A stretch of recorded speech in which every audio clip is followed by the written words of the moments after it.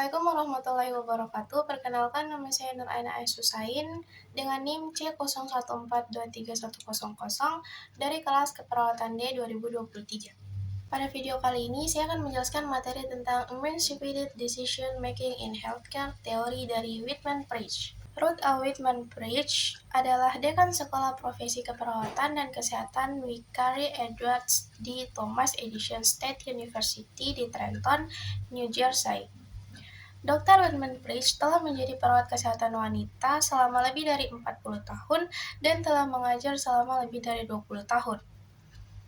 Beliau menerima gelar BSN dari Felician College di Lodi, New Jersey, dan gelar masternya di Columbia University, NYC sebagai spesialis perawat klinis perinatal. Whitman Page menyelesaikan gelar PhD di bidang keperawatan di Widener University, Chester, PA, dan disertasinya dianugerahi Dean's Award for Excellence. Konsep utama dan definisi dari teori Whitman Page. Pengambilan keputusan mengenai permasalahan layanan kesehatan telah berevolusi dari hak istimewa berbasis dokter menjadi konstruksi pengambilan keputusan bersama. Teori pengambilan keputusan emansipasi atau EDM Whitman Page adalah model keperawatan yang mempertimbangkan perbedaan gender dalam lingkungan layanan kesehatan dan menyerukan pertimbangan kesadaran akan norma-norma sosial sebagai pengaruh dalam keputusan perempuan tentang masalah layanan kesehatan. Norma sosial berpotensi menindas kebebasan memilih, sebuah fenomena yang nyata terjadi pada perawat profesional yang bekerja di bidang kesehatan wanita. Fenomena ini terjadi dalam situasi layanan kesehatan yang menimbulkan beberapa pilihan yang memungkinkan.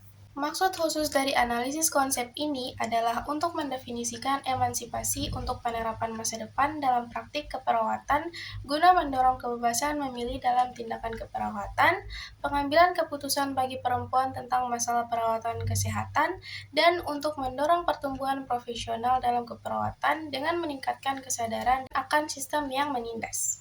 Teori sosial kritis dimulai di Jerman pada tahun 1920-an dari karya dasar Marx dan Hegel.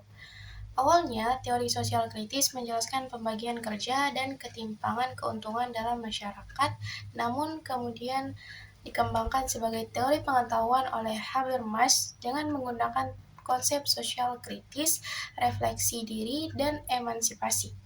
Konsep utama teori sosial kritis adalah masyarakat membutuhkan penilaian karena menerapkan kekuasaan yang tidak setara kepada individu atau kelompok yang berbeda sehingga menimbulkan penindasan. Terdapat kesenjangan antara apa yang dianggap penting oleh lingkungan yang lebih luas dan kenyataan serta lingkungan yang bersinergi dengan individu. Hal ini sesuai dengan teori EDM yang menyatakan bahwa manusia dan lingkungan tidak dapat dipisahkan. Selanjutnya ada contoh kasus. Teori EDM Whitman Page berfokus pada perempuan karena mereka berada dalam posisi unik dalam menghadapi norma-norma sosial patriarki yang mungkin menindas.